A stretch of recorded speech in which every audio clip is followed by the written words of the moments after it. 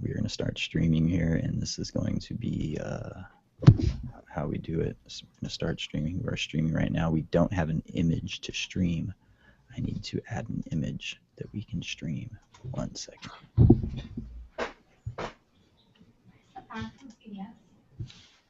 Excuse you? I really don't know. I'm not sure what it is. I'm trying to do a video game podcast. No girls allowed. God. We run this like Ubisoft, all right? It's all men. Oh, I just don't get it. All right, that doesn't look right at all. All right, we're just gonna go for it. Oh wait, no, but the intro vid has to be there. God, why is this so fucking difficult? We may never know.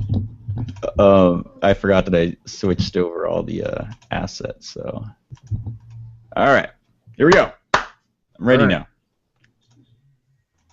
Mics are on. Let me hear some levels. Check. That's Check. beautiful. I love that. I like what you're doing. Check, right check. there. That's good. Vagina. Vagina. All right. All right, America, here we go.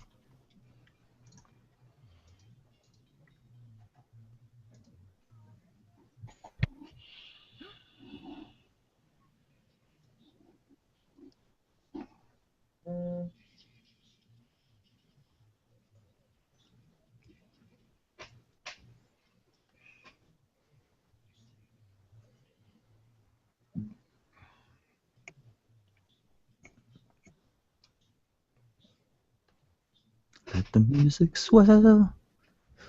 Let it fade out. Still fading. Let that music fade out, girl.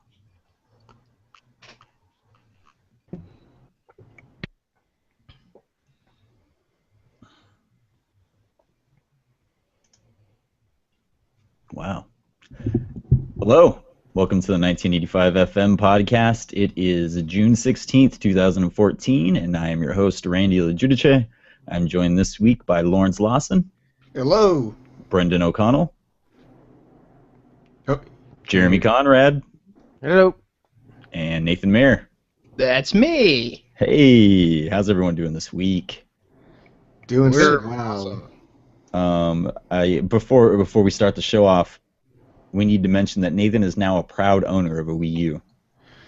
Yes. Well, I'm a proud owner of Mario Kart 8. Just the Wii U happens to be the conduit in which I need to use to play that. Right.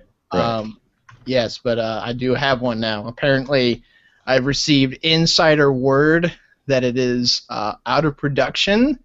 Out of production. I only have one source of information for this. I will not name names, Brandon, but supposedly reliable information. It was a limited release to just a certain number of brick and mortar stores. So it wasn't super widely available, and obviously very successful for Nintendo, which we'll get into later. But it was hard to find. Apparently, there's maybe like I want to say like 4 or 5 in all of like Central Florida. I had to kind of scour the countryside to get one, but had to dig through all those oranges to find it. Yes, all those superior tasting oranges. All the oranges and old people. Yeah, oranges and old criminals. You know, wrestle an old person to get the Wii U. Yeah, I don't trust the old I'll tell you people there. what, it was so hard. All those crowds that are here for Star Wars at Disney, it's that we have and you guys don't. It's really something. You're trying to tug at our heartstrings right here. This is a low blow even for you, Mayor. Jesus. Just so guys know who are watching or are completely confused right now, I'm on the West Coast in Florida, Coast? and most people are on the East Coast rather. East Coast. Yes, yes, I realize that now, Brandon. Okay. Yes, I'm on the East Coast, and everybody else is on the West Coast. In some state, California, I guess some people have heard of. Yeah, that's true. They have pretty good oranges, not as good as California, from what I hear. Well, that's up for debate for dumb people, but Yeah, I mean, there's not much of a debate, so if you were to argue it, really, I guess it would be stupid. I think it's pretty well scientifically proven. Yeah, How that- much orange juice California you want? has the best Shots oranges. fired. I know they make a really good poison orange juice. There's a Florida orange juice. I think it's made out of like 5% oranges. I'm not sure on the number, but And yeah, most- I know that's most- their claim to fame. Well, see, actually, our secret is that we use actual orange juice and not partially sewage water.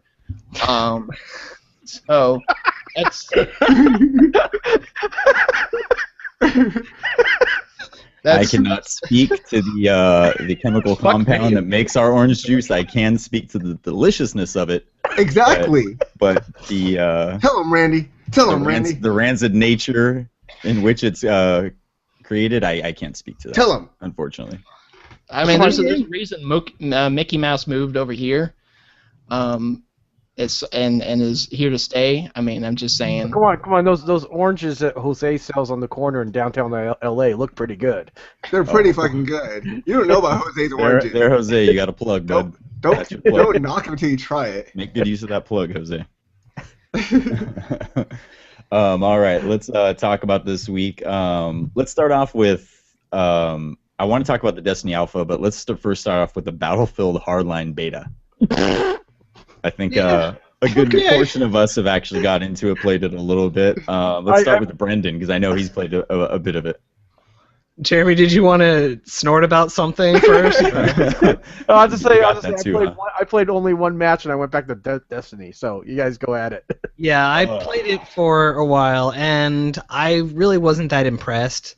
Granted, I mean, it is in Florida, or it's in Florida. It has to be. There's so much crime, and That would make sense. That makes a lot more sense why the streets are empty. There's people running around with guns, money flying everywhere. The whole city is just decimated.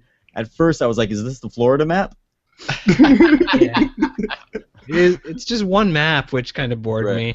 There are some aspects of it that I did like, but were kind of overdone. Mostly the vehicles. Mm-hmm. It had a lot of variety in that, there was motorcycles and big cars, little cars, helicopters, but there were too many of them.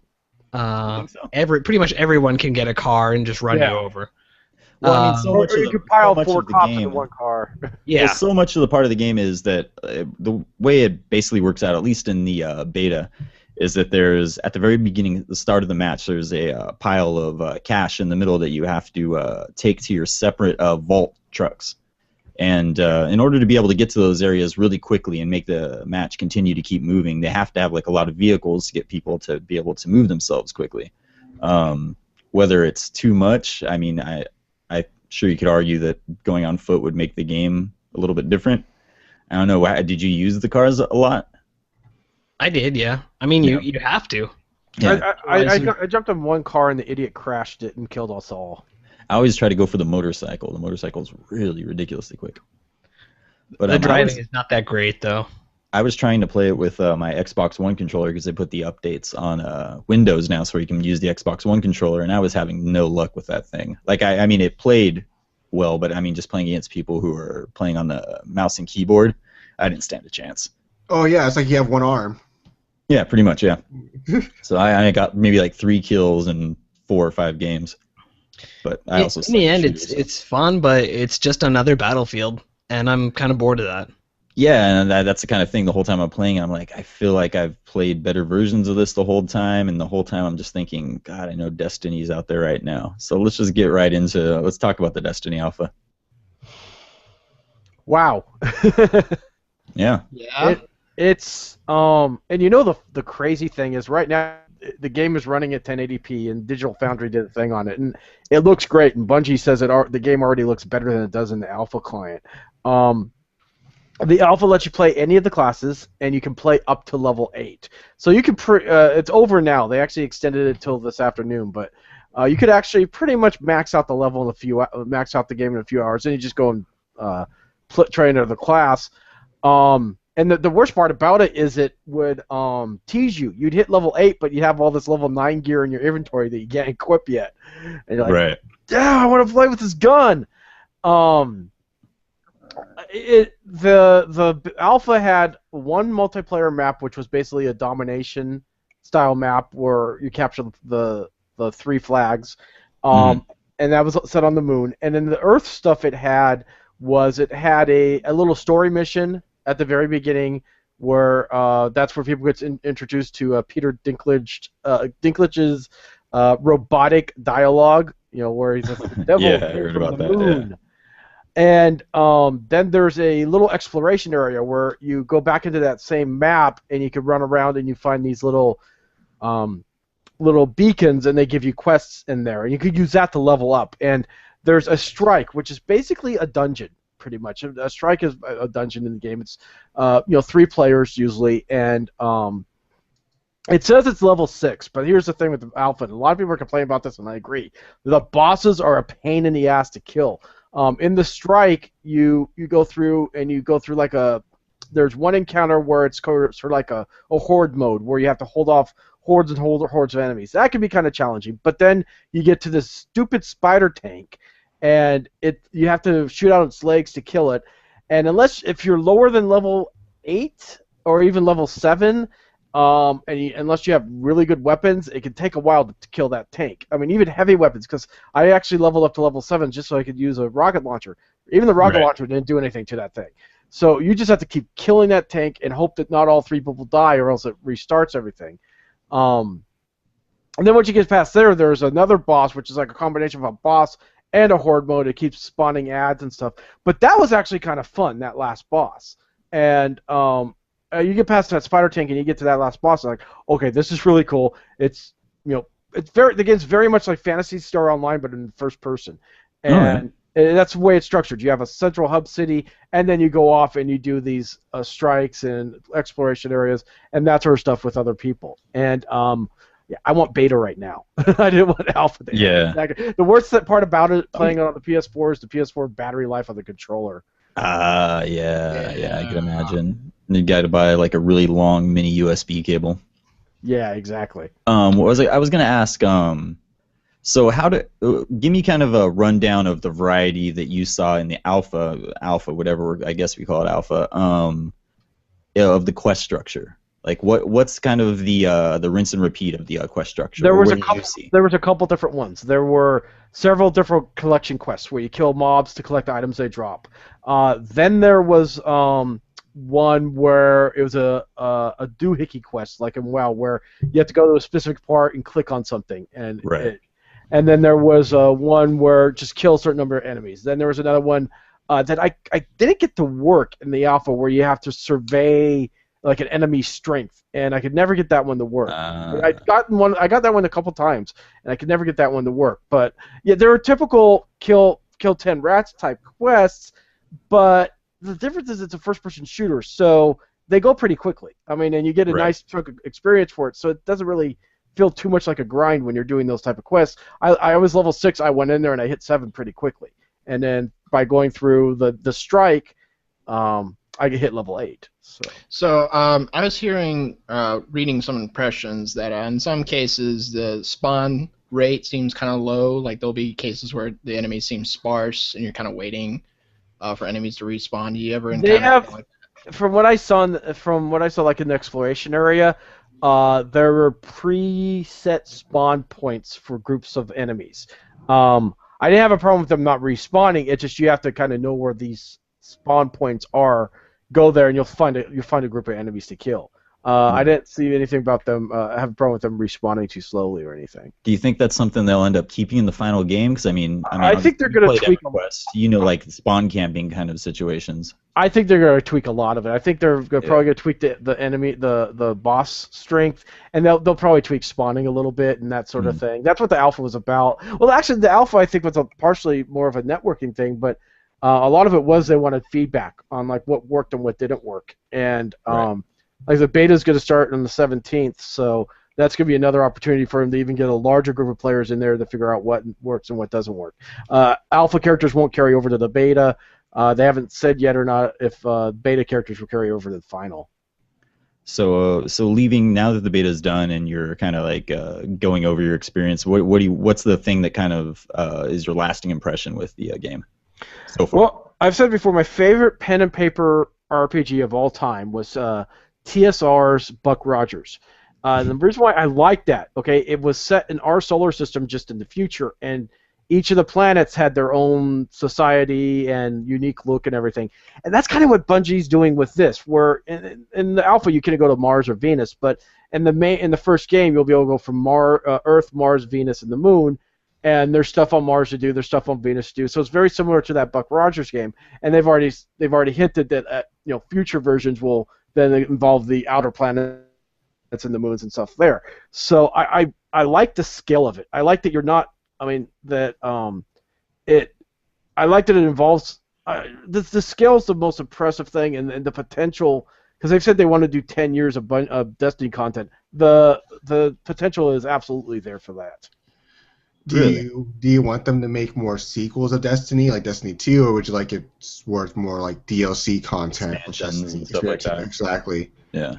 I think it's probably going to be what they're probably going to do.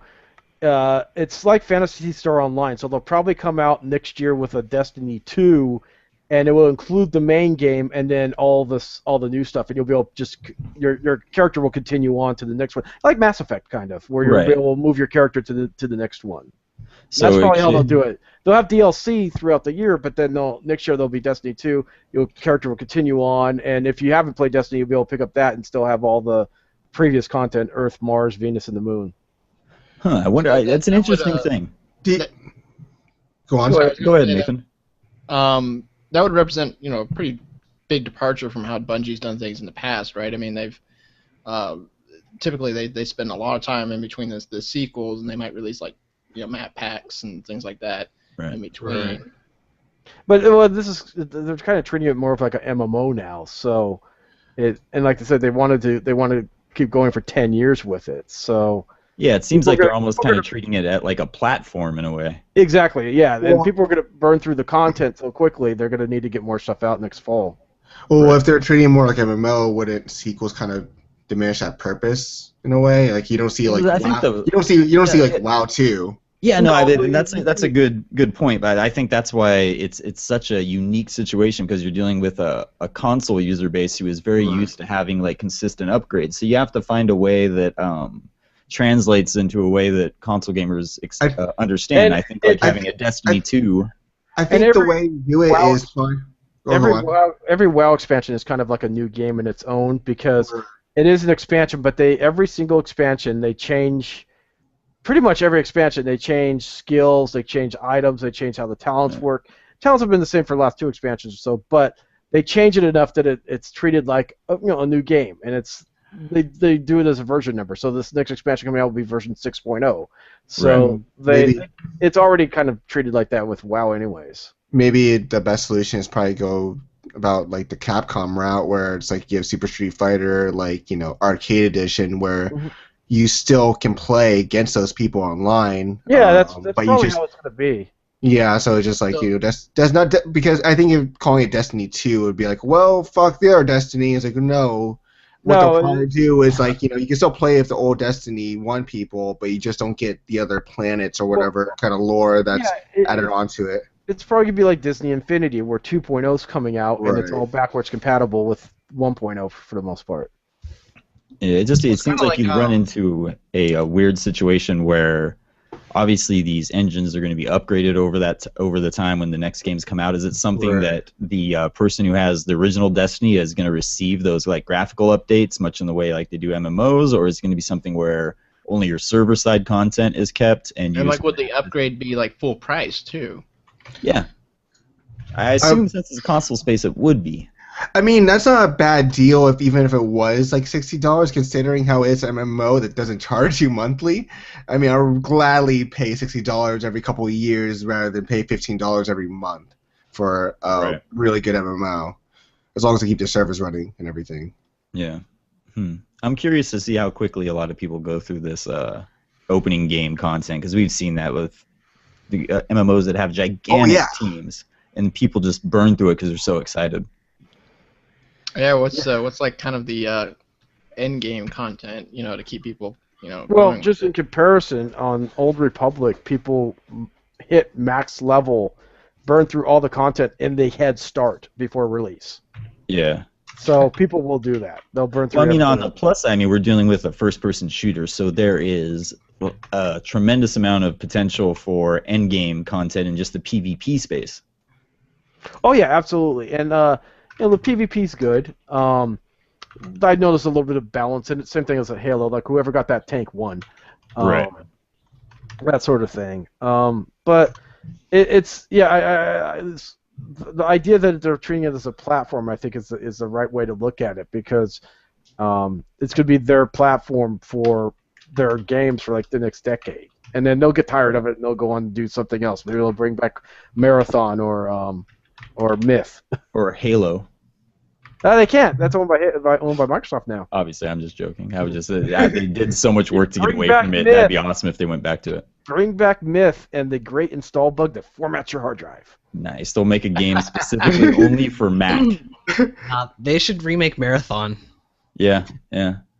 Just remake it. Don't even bother Yeah. making a new one. Yeah. Not a new one. Just better graphics. They Right. did that. So They should everyone's just overtop the No old gameplay difference, with just all better that. graphics. They're like, you know what? We know people like this. It was 15 years ago, but I think people are still excited You for can it. That's what all the cool developers are doing. the graphics engines with the press of a button. They're gonna make indie then, games. They're gonna and become then, an indie they- developer. They have one of the buttons on your keyboard reformats your hard drive, and they don't tell you which one. Ooh. I like that. Russian roulette. Yeah. Interesting. All right. Let's talk about Super Ultra Dead Rising 3 Arcade Hyper Edition Alpha Remix Dash. EX. Yeah. I love it. I played it a little bit last night. Basically, what it is, it's separate from the actual game. It's a 4-player co-op mission-based fighter, and what you do is you get 4 people together, and you go. You have 3 different parts of the city, and 3 different events within the each city, and they run you through. And it's like it starts off like kill 75 zombies. So you and your friends kill a bunch of zombies, and then you go to the next area, and you have to like destroy these generators. And everything's the graphics engine's a little bit different. They do cell shading instead of the regular graphics. It's totally imbued with a bunch of Capcom stuff. It's ridiculous the amount of stuff. Like for example, there's a bunch of like Mega Man power-ups laying everywhere. There's a shield that's the Ghouls and Ghosts armor set. So that's kinda whoever cool. picks it up gets the golden helmet with the beard and mustache. That's really Have cool. a armor set. There's a bunch, like so many things that I don't even recognize half the odes to the games, because there's so much stuff. There's a Battlefield 1941 or 1942 airstrike. So they've just I'm a completely fan gone. So they've just completely gone back to the old Dead Rising formula with like, the silly- Yeah, that's a good question. Like, because when I was playing it, that's the first thing I'm thinking. I'm thinking about like the way they presented this game originally. And, right. like, this is going to be a realistic, a lot more Realistic grounded kind of. Yeah, and like brown. yeah, like very dreary, and like they have done such a 180, realizing that was such a bad decision. They've went so drastically the other direction. Just to, I mean, I love it, and I think love it's a it cool too. fan service. But it's a shame that it took them so long to realize that that's what people actually like Dead Rising for. There's tons of zombie games. There's tons of semi-realistic zombie games.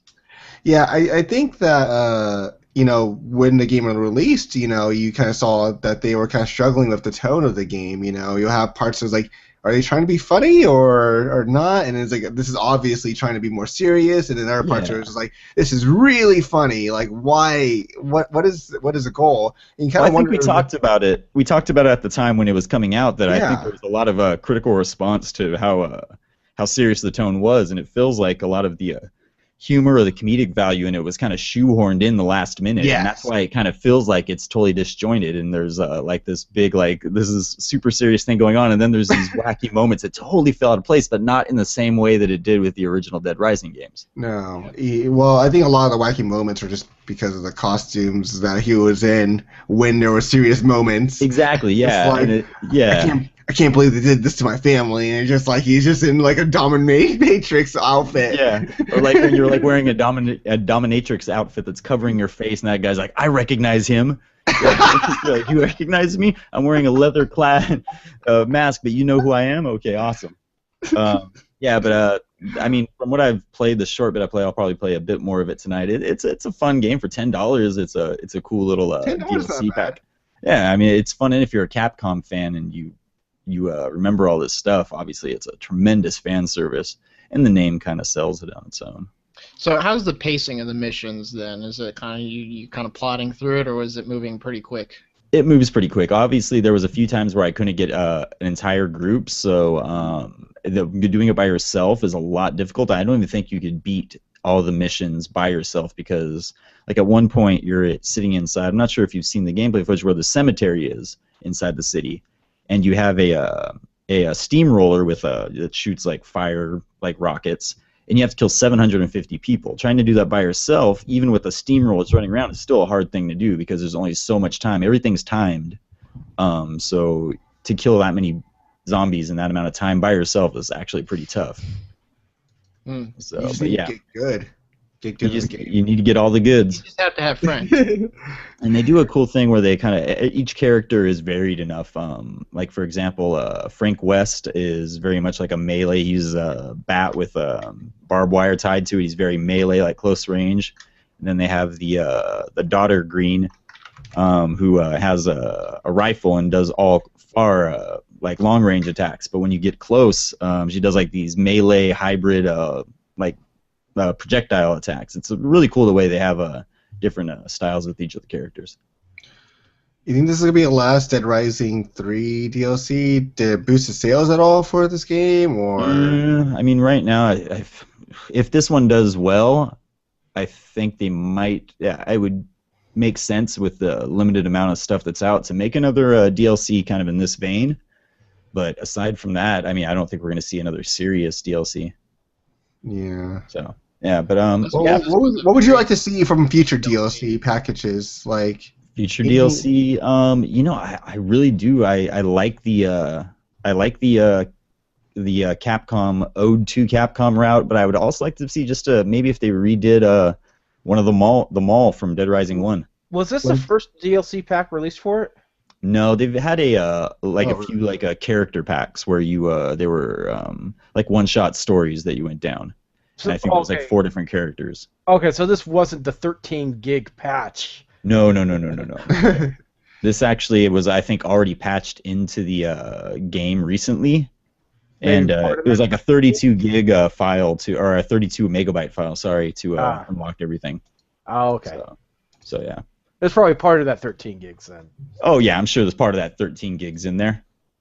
Let's see here. All right. Let's see. Let's take one quick break. When we come back, we're going to talk about the surprise that some guy on NeoGAF found out about Watch Dogs, and the secret ceiling that has been lifted, and people are kind of pissed off. So when we come back, we'll have some more of the 1985 FM podcast. Stick with us.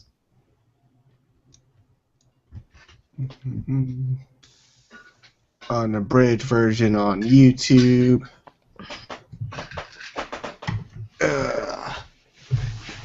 Gonna have some Reese's peanut butter cup Oreos.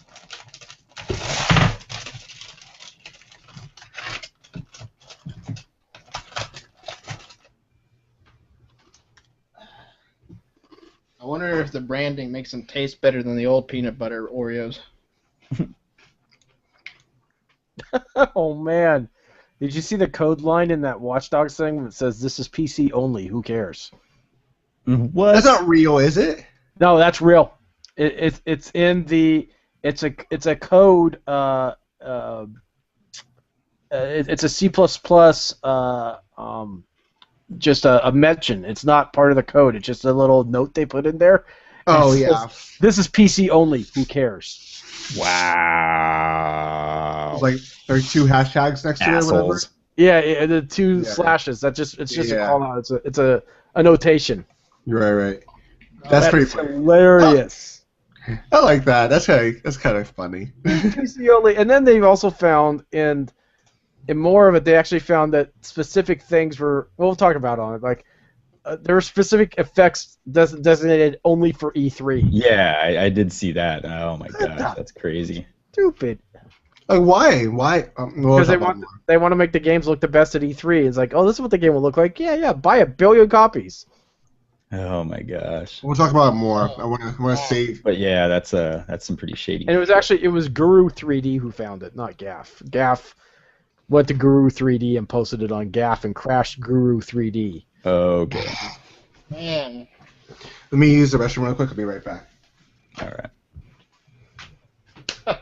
I'm loving Heroes of the Storm. It's so fun. Wow. Yeah, we'll talk about that a little bit. I'm curious about that one.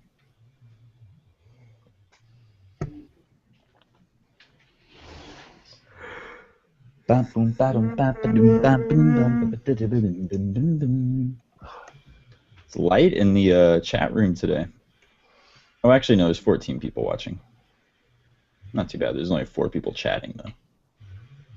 Oh, by the way, that Jawa sound on the Was that you? That was my phone. Oh, I That's thought my it was. text tone. I thought it was Brian trying to like reach out to us, and we totally like went over it. No. It's my text tone. Oh, okay. I was like, we missed out on a good conversation there. Okay, now I feel bad. He's probably like, what the fuck is he talking about? Java. What? Actually, the numbers for that interview have been really good. Our fucking site's been killing it this last couple of days. We had 12,000 yesterday. We had about 14,000 today. Jesus. Freaking killing it, man. I still think you're slightly skewing the numbers. Unique page views. I'm talking about unique page views. Yeah, that one person can come to the site, and every time when they go through a gallery, each one of those counts as a new page view. That's why we have them set like that. And that's what, exactly. And that's what you want to do for ads. That's why ad- every ad list I've people- been putting on my site has been 10 pages, individual pages. Everyone who comes, when advertisers look at the site, they assume that people don't just come for one article, they go and stay throughout the site. So advertisers think that there's more value in placing an ad there. That's kind of the point. I understand that part, but what I'm saying is what we're actually doing. Oh, I know. Our actual numbers are about half that.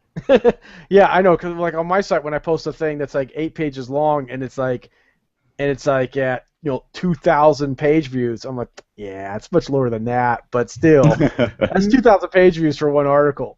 Yeah.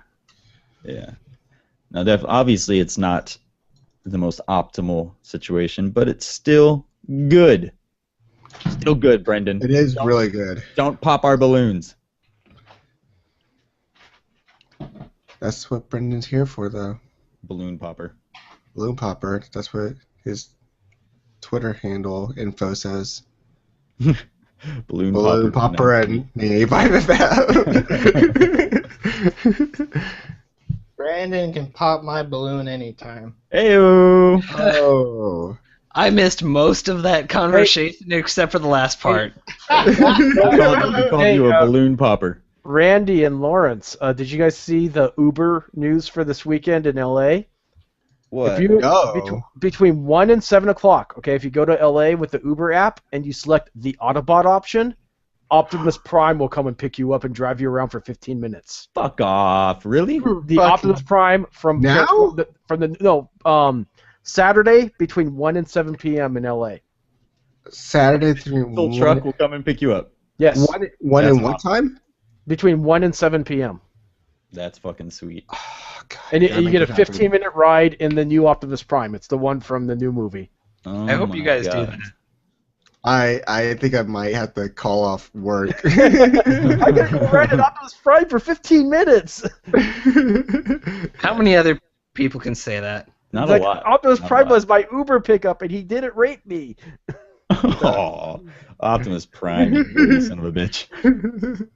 Is it going to be the Silver Suit Optimus? It's the new truck from the new movie. That's even bigger with more flair and more pipes and fire. Always need more flair. Nice flair. Nice. All right, let's get back into this. All right, All let's right. do it. Recording some audio. What are we talking about again? If you guys are watching on YouTube, you're seeing an extended version of the podcast where we talk dirty. Penis. But this is Whoa. being monetized, so please watch it a lot. All right. I love the stream where we don't make any money. We put all the effort into. The people on YouTube, they just want it's like a shitty, like webcam show. We could be talking about like dogs or something.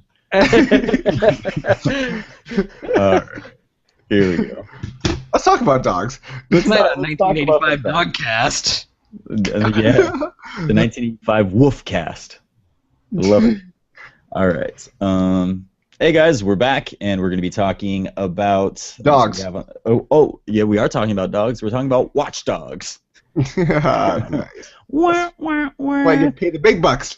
It turns out that someone found some hidden lines of code within the PC version of Watch Dogs that actually brings it more up to snuff with the 2012 version of the E3 demo of Watch Dogs.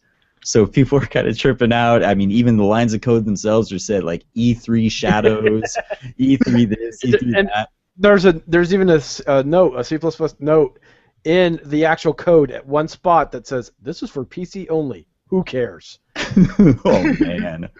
And Jeez, this was discovered by a guy named the Worse on Guru 3D, who actually created a mod for the PC version that unlocks almost a lot of the shaders and improvements from the earlier versions. So far he's got the dynamic shadows from headlights. He's increased the rain density or destiny. I know it's on your mind. Yeah, right. No, I'm your density.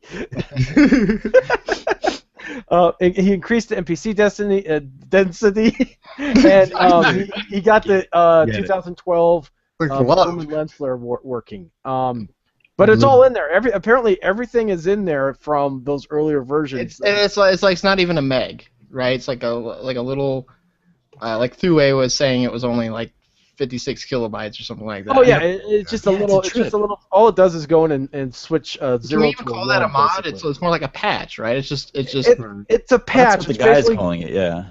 It's basically going into the code and switching a 0 to a 1. That's all it's really doing in some lines of code. Mm-hmm. And the problem with this is you better enjoy it while it lasts, because something similar happened with Far Cry 3, and the first patch to the game broke it. Ooh. So, like, Ubisoft's like, oh, we don't want people to see what the game could really look like. Fuck them. Yeah. Well, cat's out of the bag now. Yeah, I mean, it's a weird thing, man. Like, why would they put like snarky comments like that in there? Like, it's literally like the evil corporation like stereotype. Like, no volume and I gotta fix it. Okay. It's a weird. Okay, so if you're just joining us right now, we're talking about Watch Dogs and the code that was discovered within the within the PC version that was kind of hiding the fact that, I mean, not even hiding it, but just it existed, and it's kind of strange. So we're talking about why we think this would actually be happening. Why would you not let people know that their game could run a lot better or look a lot better? First thing jumps to mind, political reasons, right? Well, no, they wanted to look Obama. They wanted to look It's Obama at E3. So the retail buyers order millions of copies, and screw the game players. It doesn't matter what they're playing, as long as we sold it right. I mean, we won. But it's in the game, right? It's not as though they're trying to cut corners to save money. They've already done the work. Right. Yeah, so, and the like I was saying before when we had no volume, is a similar thing happened with Far Cry 3, and the first patch for the game came out and broke it, so you couldn't access all the nice graphics. So Ubisoft will likely do the same thing with this now this has been discovered. But why? Well, I mean, if it were for a political reason, let's go down that kind of road and why it would happen. There could be that they don't want people to realize the gigantic gap that even right now at the launch of these consoles is different between the PC and, I mean, obviously we understand that, but if you were buying a new console thinking you're getting the most cutting edge thing right now. Really? You think they would go through that? I mean, why else would you not allow PC players to have access to something that doesn't even really hinder performance? Why would they do that for Far Cry 3? Would you think it's the same reason? I don't know about Far Cry 3. I'm only talking about Watch Dogs. I mean, I'm not too familiar with the Far Cry thing, but I mean, in the case of Watch Dogs, I mean, they've had so many people complaining that this game didn't live up to the expectations that they set in 2012, Right. and then it exists, there has to be a reason that is beyond just simply wanting to give people graphics. There has to be a political or a business reason why they weren't able to let people access that from the get-go. So then the question, if you really want to put on the tinfoil hat for a second, is Microsoft and Sony behind this? You know, is there something going on there where it's like, okay, well, we want a parody, I don't know, parody clause or something like that? Okay, here's something. Back in October, November of last year, a report came out from a French website that everyone discounted, saying, "Oh, there's no way Microsoft would ever do that." That said that Ubisoft had agreed to downgrade the graphics of one of their big games for political reasons to not upset Microsoft. And everyone thought it was Watch Dogs because that was their big game that was supposed to be at launch. And everyone's like, "Oh, that's not true. They never downgraded." And now Watch Dogs comes out and it's downgraded. So Right. I'm starting to think that could have been true. Right. Yeah, Well, I mean, it's already there. I mean, like it's like they're caught with their hands red, you know. So so we know that they're holding it back. We know that it's not for performance reasons, really.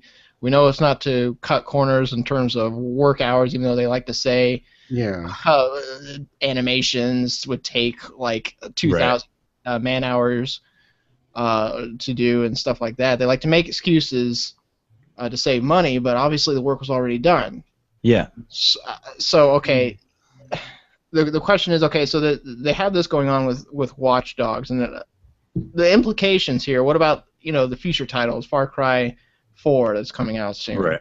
right. I think the good idea is not to trust anything Ubisoft shows early. Yeah. Assassin's Creed falls under that as well. I mean, it's one of those things. I mean, they've already shown those games that are looking pretty good at E3 this year. Right. So, I mean, how far if this is really like a clause of some sort between, say, Microsoft, I mean, how long is this going to go for? The thing is, too, they can't. This is the age of the internet, right? I mean, how long can they even get away with this without this being a little blatantly obvious? You get journalists talking about this now. Yeah. I mean, yeah, right. I'm saying not everybody's going to keep hush about this, Yeah. And NeoGAF has some muscle. Let's not discredit them. They're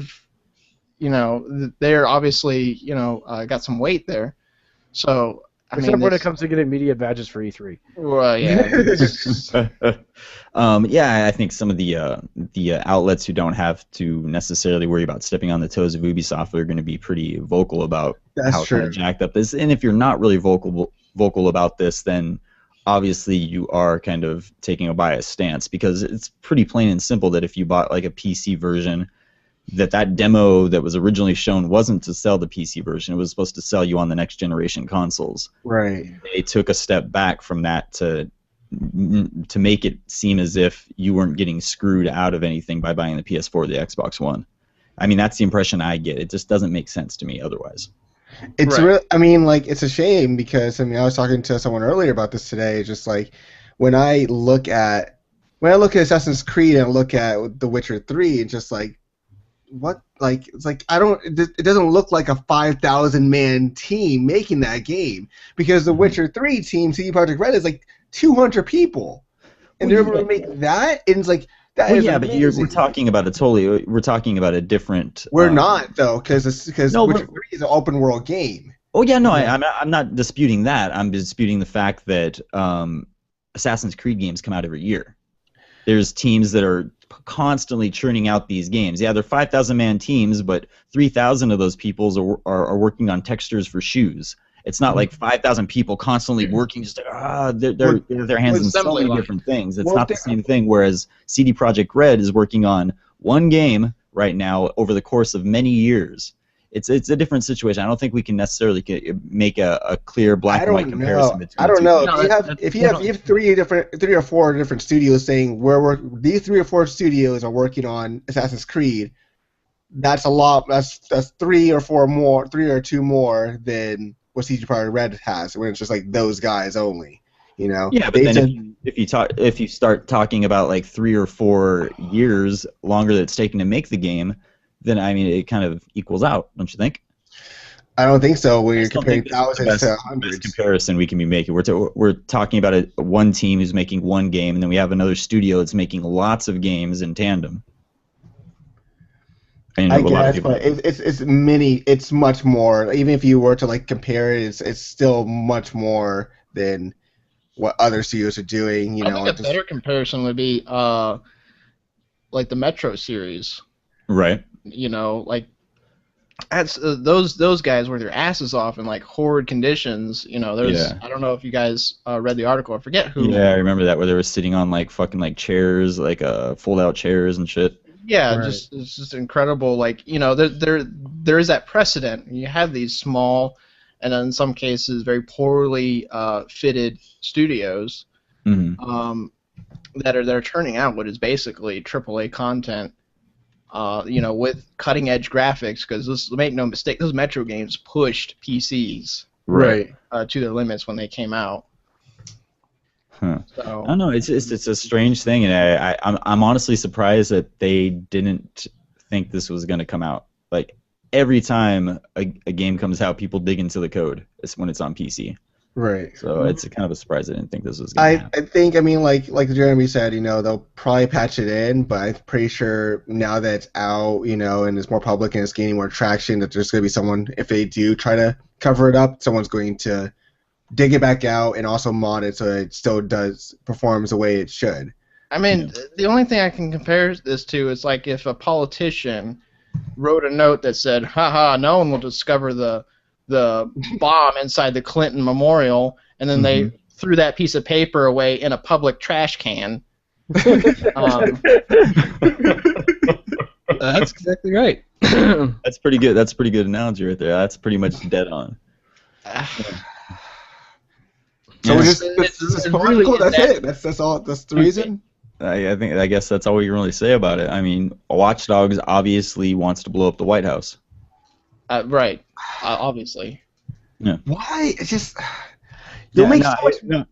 That's the problem because it doesn't really make a bunch of sense. So we're trying to try to find this logical excuse for something that probably is like outside of our perimeter of like how we see this whole situation. I wasn't even thinking about, you know, I wasn't even putting my tinfoil hats with this. I was just thinking that like maybe they took it out or changed that 1 into a 0 because of maybe optimization issues. No, But from recent reports, But It actually runs really well. it But actually the thing runs is, why better. Yeah, Why it did they actually might give run better. people this option? This is something. It's clearly something that can. It's a 1 or 0, true or false situation that Right. you can make a GUI for that and have it people, you know, on or off. And what kind of fundamental like business delusion is there that would somehow hold back console versions? We're looking at all these other companies that don't seem to have that same idea. Right. Like, okay, to max out Metro or to max out The Witcher 3, I mean, everybody's going to tell you need a pretty decent computer, and it's going to cost you quite a bit more than a console. So that right there pretty much segregates the market to what people are willing to spend to get that experience. It's not going to necessarily, you know, where they step on each other's shoes. Of course. Yeah, I mean, it had to have been done. The only possible logical thing here, and we're really reaching already, Yeah. is that Microsoft or Sony really wanted to use that to sell their system. No, the only logical explanation is the Illuminati. 'Cause I think Illuminati for sure. I would think if anything, maybe I forgot about that.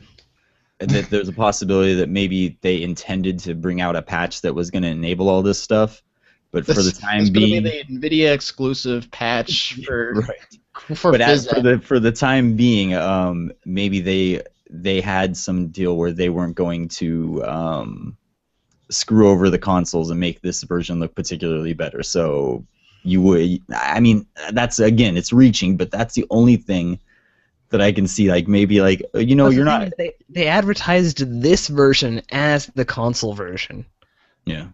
Yeah. They even advertised the PC version, though. Remember when other ads before the game released is like, look at all these cool features that we ran for NVIDIA cards. You know, they obviously do care about the PC market. You know, Not as much as the console market, though. I guess not. I don't know, guys. I mean, but I remember when say I didn't mess with Far Cry 3 that much, but Far Cry 2 was a decent game on the PC. It had its own. It was one of the few games at the time to have a really good built-in benchmark tool. Right. Actually hardware websites were actually comfortable using it because it incorporated AI. It was like actual gameplay, like samples that you could repeatedly benchmark and run these tests. It used high quality assets on the PC, much at a time when most PC ports were particularly bad. Right. This was before like Crysis 3 and stuff like that started to get back to the PC more. So it's not as though Ubisoft doesn't have some sort of precedent of somewhat giving a shit about PCs, but Yeah. I don't know, man. It just don't make no sense. That's all I gotta say about that. it's Ubisoft. I just I've come to like terms with like their games just looking like shit when they release. You know, it's like that's why I said when the Assassin's Creed Unity trailer came out, it's like that looks amazing, but don't get your hopes up.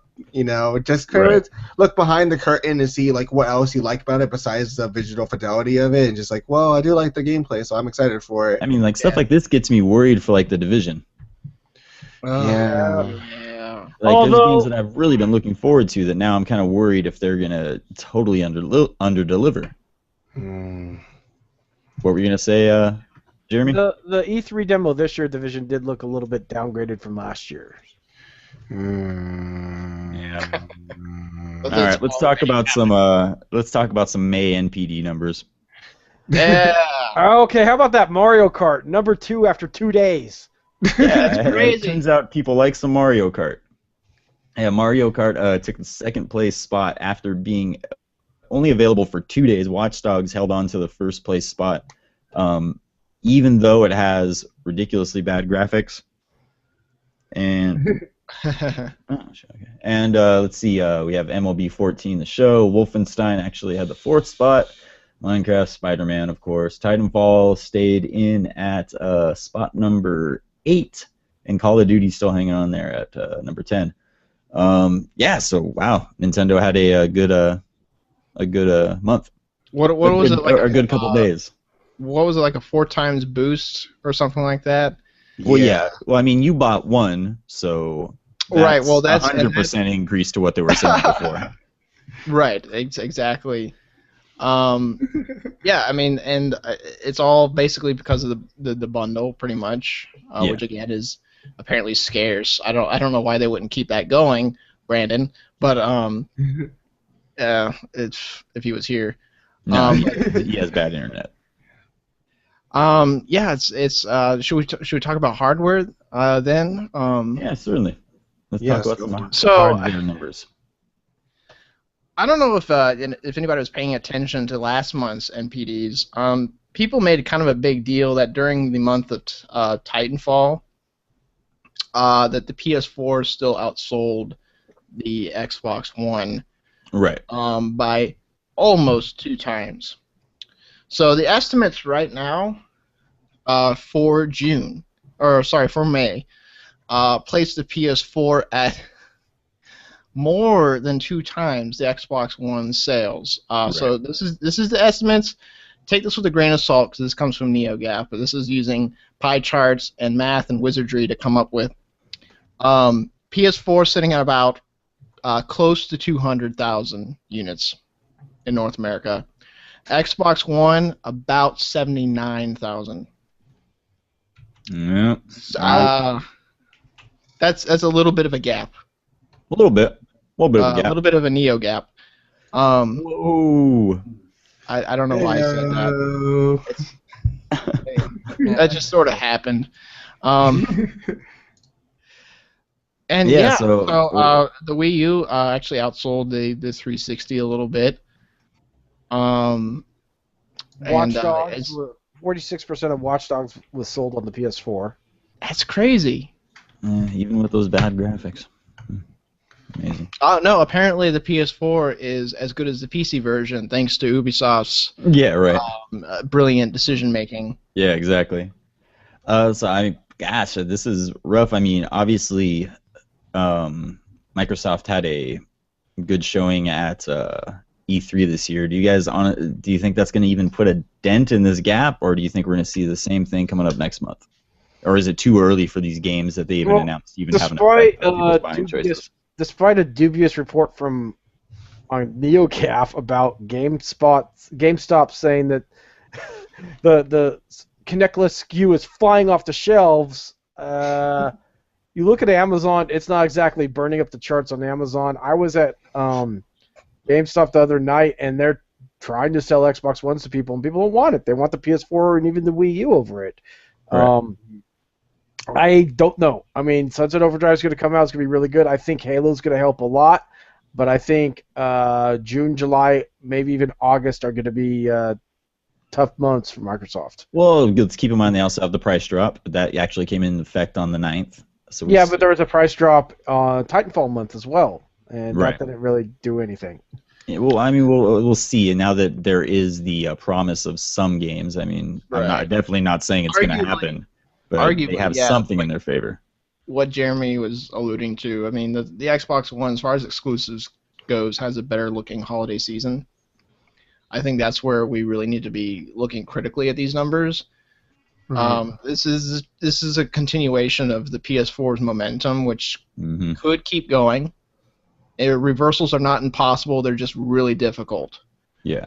So we'll see. You know, I mean, new management at Xbox. I mean, we know that they're, Phil Spencer and the guys there are reprioritizing things more in line with what gamers want, and they keep along with that. We were just gushing before the podcast went live of a one called Cuphead, Yeah. Oh yeah. Oh man. and that's only coming out on Xbox One And Steam actually. So and Steam. Okay, so it's Yeah. console exclusive on Xbox One. right. Yeah. It's an incredible looking indie game made to look like a 1930s cartoon.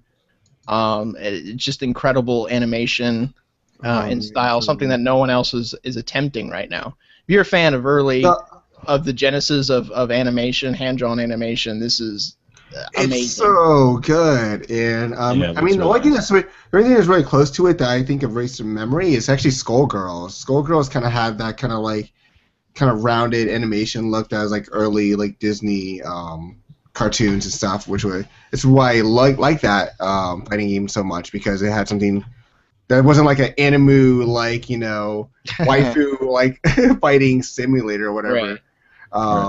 Something a little bit different. So it has a little bit more flavor, something that has a little more character to it. But we don't know much about this, this game too much right now. Besides like the art style, it could not play that well.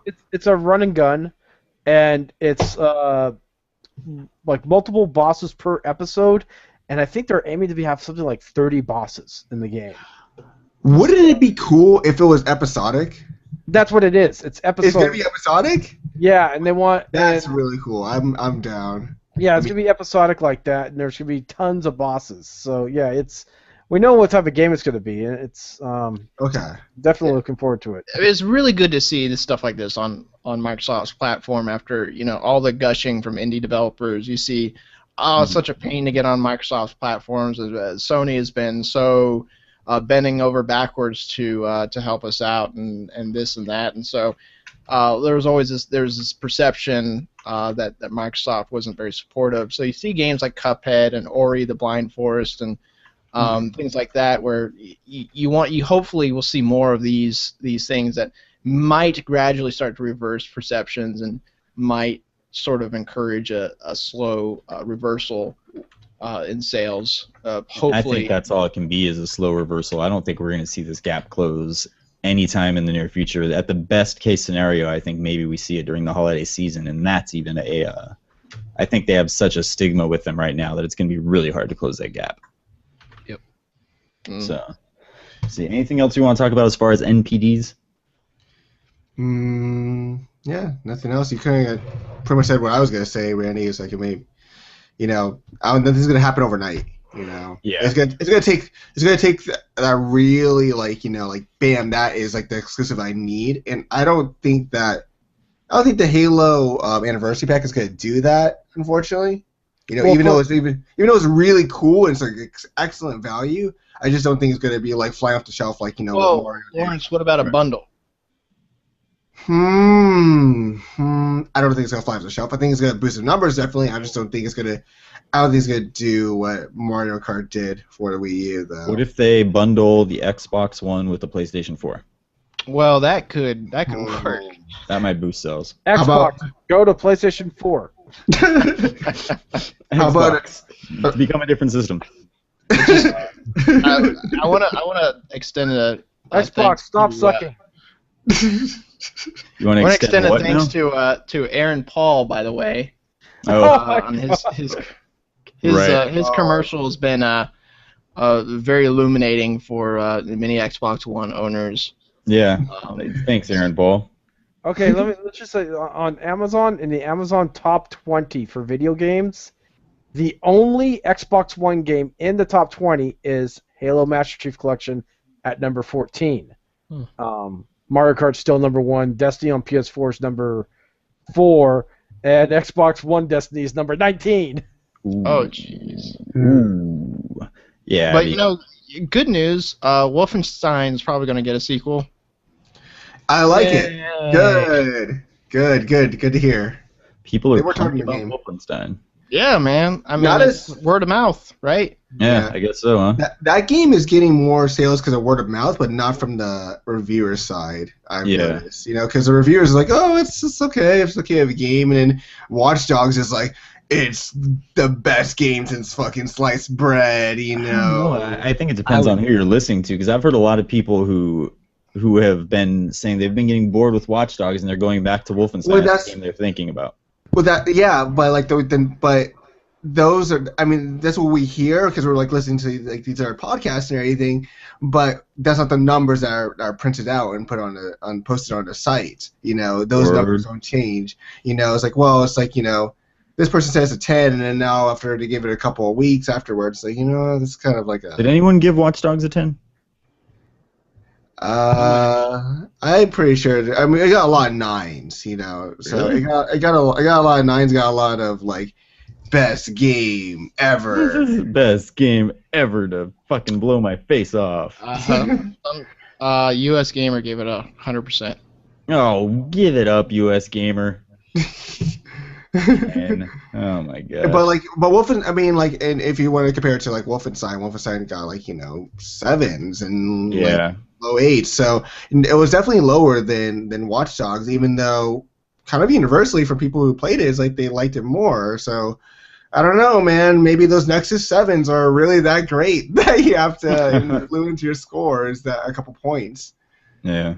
Ubisoft, they just like, I love you, but I hate you so much a lot of times. Jeez. Why do I keep Shady ass- buying your shit? Do some shady ass shit a lot of times.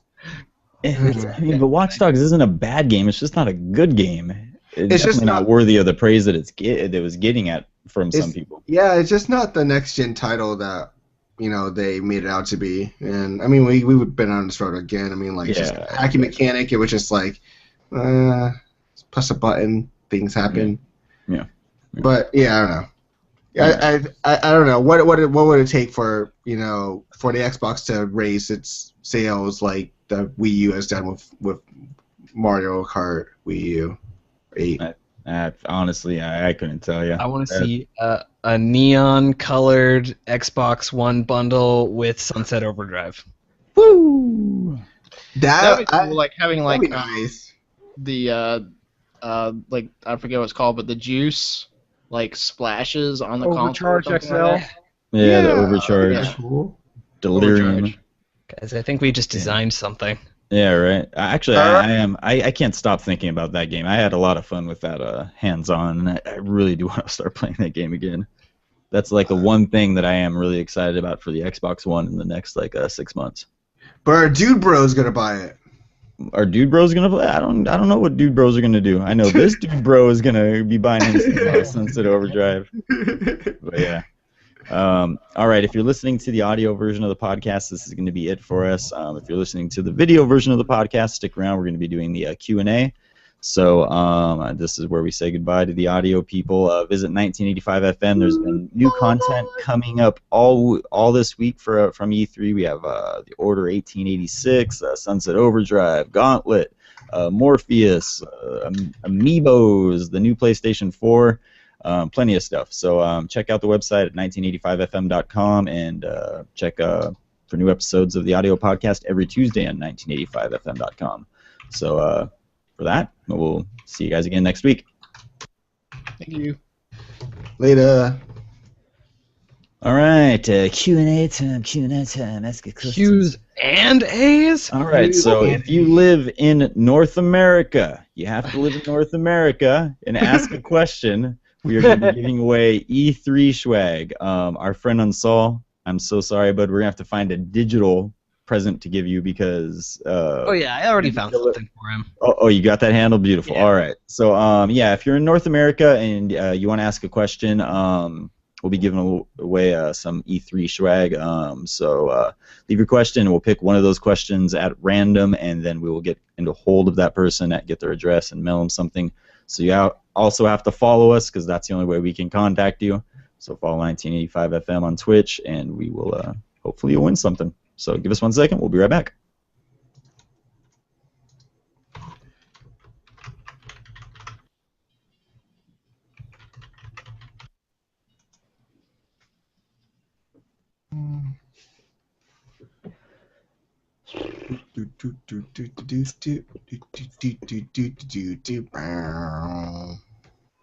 That was a lovely song, Bow.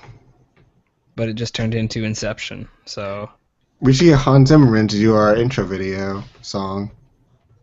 It would just be like, it was the same video, it's just like, da, I think we can do that ourselves. da. Dun, dun, dun, dun, dun, dun, dun, dun, dun, dun, dun, dun, dun, dun, dun, dun.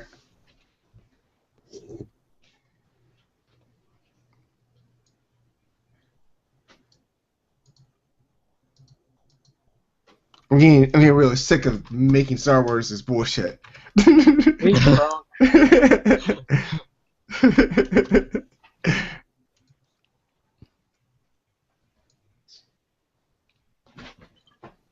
Battlefront was actually just canceled.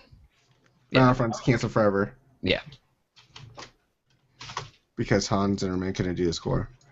Chat. What is this? Jim Lee's cover for the final issue of Superman Unchained, and it's awesome. Whereas That is a really fucking badass cover. Will they be Yeah. making posters? 'Cause Jim Lee. This is really good. This is a really good fucking image. I want a high res of that. I want like super high res for my desktop, but I need like 4K resolution. That is really nice. I would love to print that out. It's nice. That is a nice... Jim Lee's insane. That's why it took him 6 months to do the issue. It's just that cover. That is cool. That shit.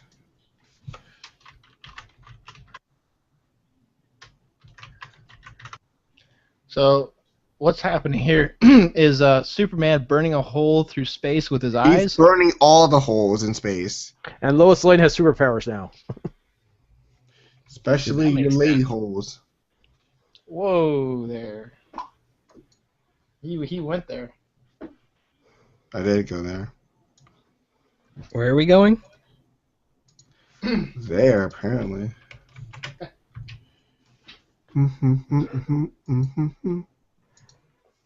Making Star Wars.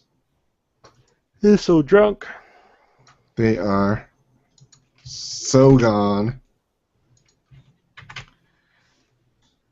Alright. So tickets to Comic-Con, or tickets to LA, play tickets are going to be around $250. Ooh. Why are you flying to LA? Because I would fly to LA and then drive down with with Oh. Randy. Man. Am I back on? Not yet.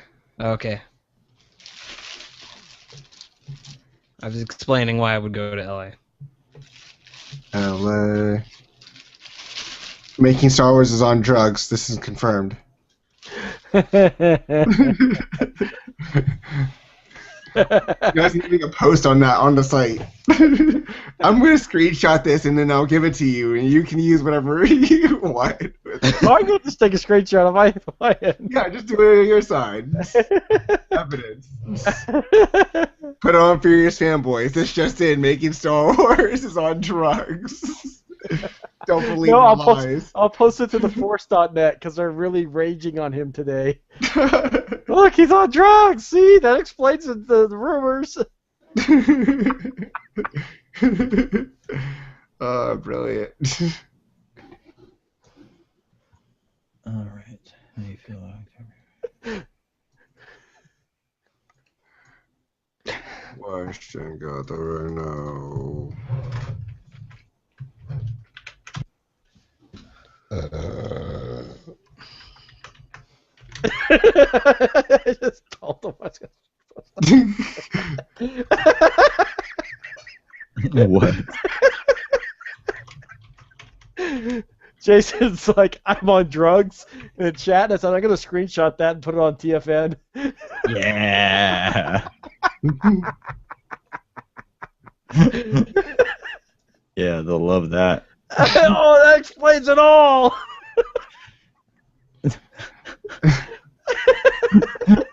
Sorry, I'm on drugs.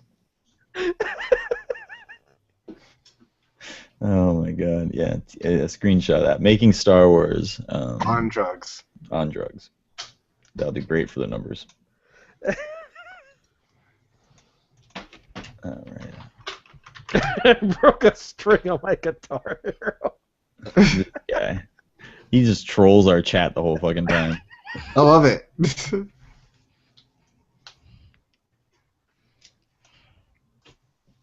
BG tab. Chat.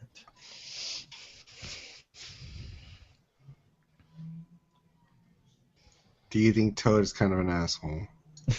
I will copy this one as well. No sounds. It's intentional. I don't want them to hear us talking shit.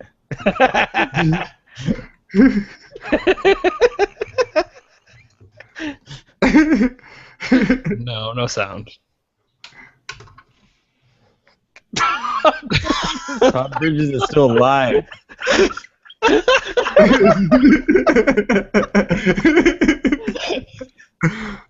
Oh god. Yeah, you guys don't know this by now. You're only encouraging him.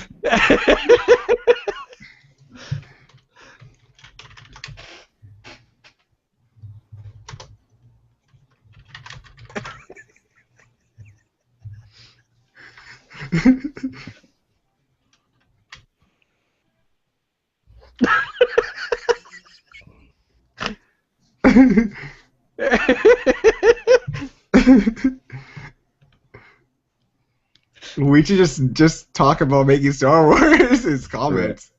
All right, All right. let's talk about some questions. All right. Questions. All right, let's see. Questions. Questions. Let's start off with, do you think Toad is an asshole? Or kind of an asshole. Yeah. I've always kind of thought, to be perfectly honest, that Toad had a little bit of a sadistic side to him. How much money did he steal from a Mushroom Kingdom to make his game that's coming out for the Wii U? Oh, you think the year of the Toad? The year the Toad's coming. I mean, he had to do something for that game to happen. I honestly think Toad is a dirtbag. I'm just gonna put that out there. I don't care what anyone says. A dirt bag. You said. Dirtbag.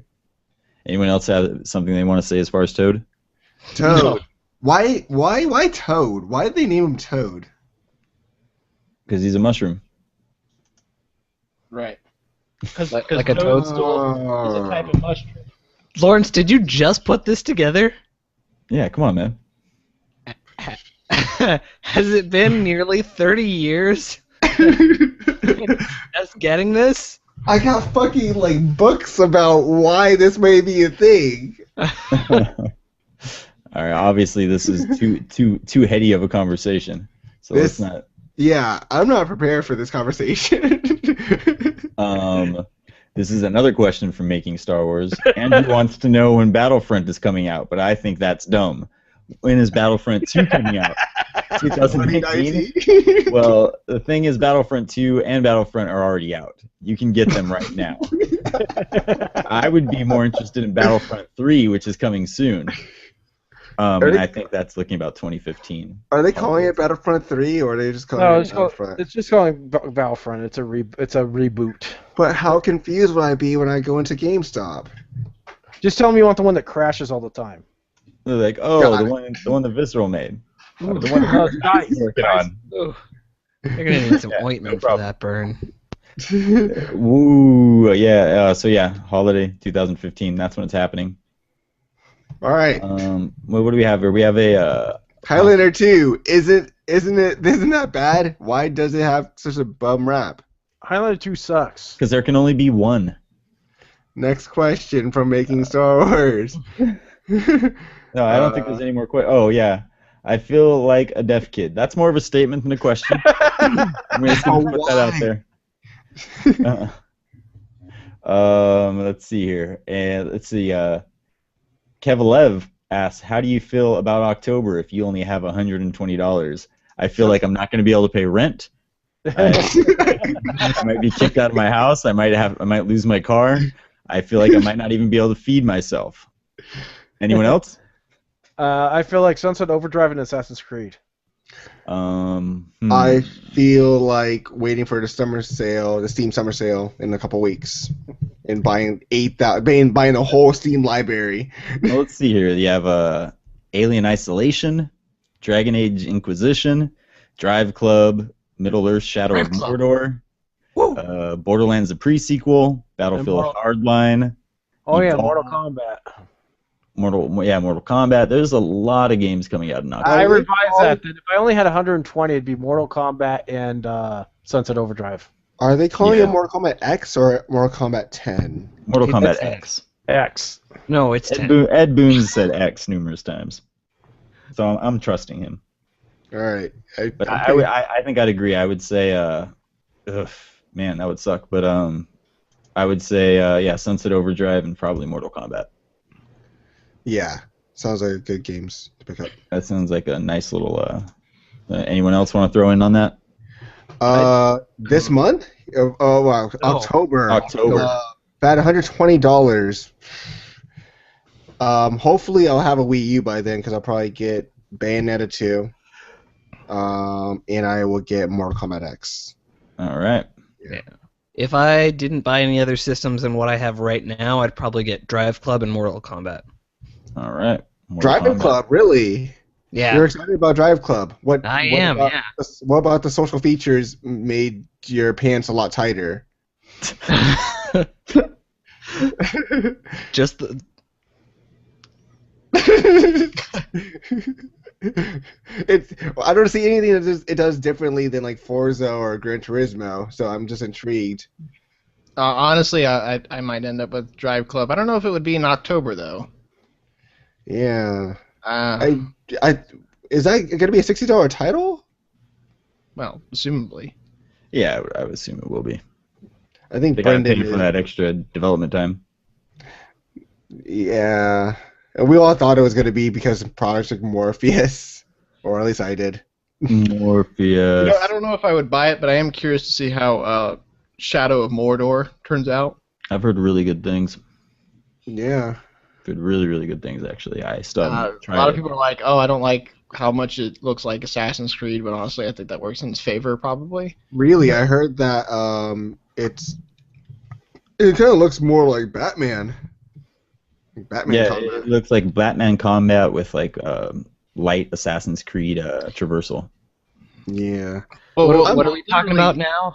I had a computer stroke. Oh, Shadow of Mordor. Okay. Yeah. Shadow of Mordor seems pretty. That looks cool. Yeah, I'm down. It has really interesting mechanics as far as like controlling what is going on in chat. Making Star Wars wants to know Drive Club. Is that the game where you drive a club into baby Sills? I'd buy a big bag of weed if I had $120. Really, And- Nation says that. I like how we've all been elevated by the questions in the chat tonight. Intellectually, spiritually, I think the conversation's been one-upped a few times over. You mean with comments like "I've been told I'm a Batman in bed"? Oh, that's great. Yeah. This is better than any video game ever. Highbrow stuff. Let's see. Hustler asks, "What indie game from E3 are you most excited for?" Cuphead. Cuphead. Cuphead. Or No Man's Sky. Yeah, that That's- was in No Man's Sky. Oh. That Sounds- wins every contest. No, I'm impressed by No Man's Sky, but I want to play Cuphead more. Really? What? Yeah. Because that art style. I mean, okay. I love when someone's able to do animation like that in a game. Back in the days of point-and-click adventure games, Sierra came out with a game called The Adventures of Willie Beamish, and it was done like a Don Bluth animated movie, and that was great. And that's why I'm looking forward to Cuphead, because they're doing that 30s animation style. I want No Man's Sky, but I'm actually, and that is impressive, but I'm actually kind of in a way more impressed by Cuphead, just at how smooth the animation is and how perfectly they've It does reproduced really that. look pretty fucking. Yeah, and how Really- perfectly they reproduce that art style. And really how original it feels. Yeah. It has this quality. It stands out. Yeah. It's you remember it. Maybe not the name. For some reason, the name's kind of hard to remember. Yeah. But you remember how it looks for sure.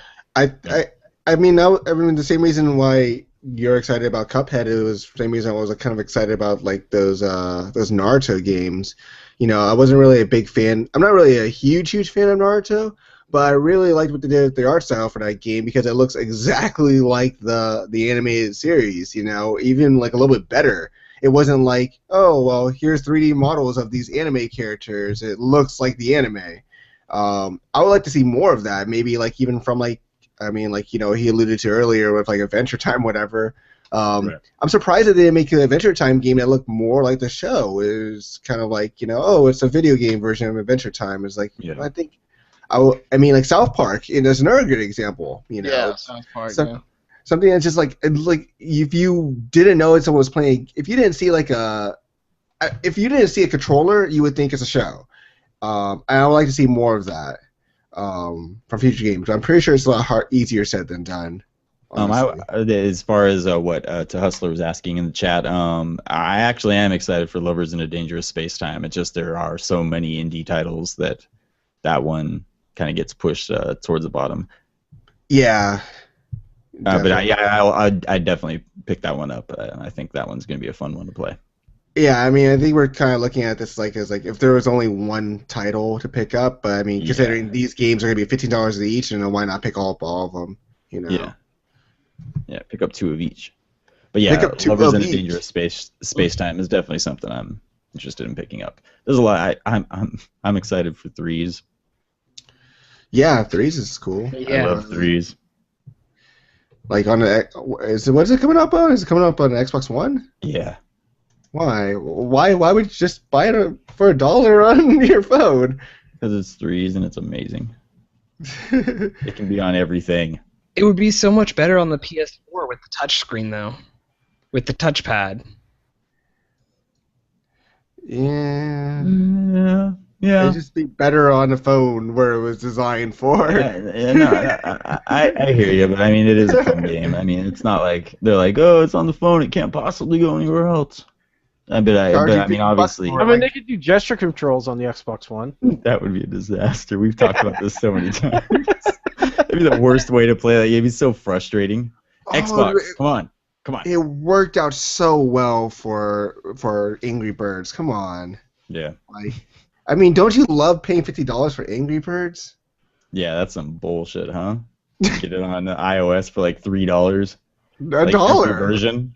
I'm saying like every version for like Every $3, or pay Like- $50 for one version of the game. Angry Birds Star Wars, $50. What? Well, I mean, like if you want the definitive edition, you would buy it on the Xbox 360. Well, yeah, because you get that next gen experience. Yeah, you do. Yeah. Right. All right. Let's see here. If there's anything else, Capcom is showing as open company up to possible takeover. Okay, so Capcom shareholders open company up to takeover possibility. Who would you like to take over? I think Nintendo might be one of them because they do have a good relationship with Nintendo. Yeah. Gosh, I would. So wait, so it's only like Microsoft? Well, no, it's not the only developers out there, or only like publishers. Oh yeah, there's tons of publishers they could. I mean, you could have Activision Blizzard, EA, Deep Silver likes buying things lately. I don't think they'd have the money for a Capcom, but Capcom. Who would take over? Who would be Zynga. the best? Besides the obvious. not the obvious. I don't. I was trying to think of one that's not Nintendo, and I think you're right. I think Nintendo would probably be the best I would for that. I just hope they wouldn't. I don't think they would really kid friendly their games either. I think they would probably just leave them alone. Let Capcom be Capcom. I mean, Yes. if one company was to buy them and it was either PS4, Nintendo, or Xbox, I think, I think PlayStation Sony would be the best choice. For Capcom? Yeah. Really? Yeah, because I mean, I think the smaller titles work there. I think the fighting scene is very much in Sony's hands. I don't know. I guess like there'll be. I mean, Sony does take care of their first parties, and they love just having more shit to say. Hey, we have more exclusives than Xbox, but I don't know if they're the best for it. I don't know. I guess so. I guess they would. Maybe Microsoft will buy exclusive rights to Capcom for the first 3 months, and then give them to Sony. It's kind of like, hey, you get to hang out with Dad on weekends kind of situation. We get DLC of Capcom. You get to see him on holidays and birthdays, but most of the time he stays with Mom at Right. Sony. I like that idea better than Nintendo. All right, so let's see. Better than staying with the Godfather. All right, I'm not sure if there's any other questions anyone else wants to answer. I just want to read off more Making Star Wars comments. Three Amigos? So what do you think? Three's Amigos. You mean Trace Amigos? Trace Tres Amigos. Amigos. They They should should make- be, they've done like Angry Birds Star Wars. They should do Three Amigos 3s. Got it. Sold. Done. Why aren't you already driving to Microsoft headquarters? Very nice. All right. So yeah, that's it. Again, if you asked a question on the show, make sure you follow, because we're going to pick one of those names at random and send you some bullshit. So yeah, Press that follow button. press that follow button, and if you are picked at random, we will get a hold of you, get your address, and we will send Vasilis to your house. You can only get Vasilis to your house if you press that follow button. So do it. Vasilis will do grunt work. He likes putting name tags on images. Oh, he's totally not tired from E3. No, totally not tired from E3. He's still working for E3 right now. Oh, the last you guys hear about the dick move that Defy Media did? They What's bought that? game trailers. Firing a bunch of- Oh yeah, They yeah. fired everyone, just about everyone, the day after E3. Yep. Yeah, go to E3, do all this work. Now you're fired. Yeah. Make sure they get that work out of them first. Yeah, it's pretty messed up. They totally let those people hanging. Shit. All right, guys. Well, that's it for us. Thank you for watching the live show. We'll see you again next week. We broadcast live every Monday at 9:30 Pacific Standard Time on Twitch TV /1985 FM. Obviously, you know that. You're watching the show. And visit 1985fm.com for our ongoing E3 coverage and all the other stuff we'll have coming up in the upcoming months. So thanks a lot, guys. Enjoy the rest of your night. Bye. Later. Later.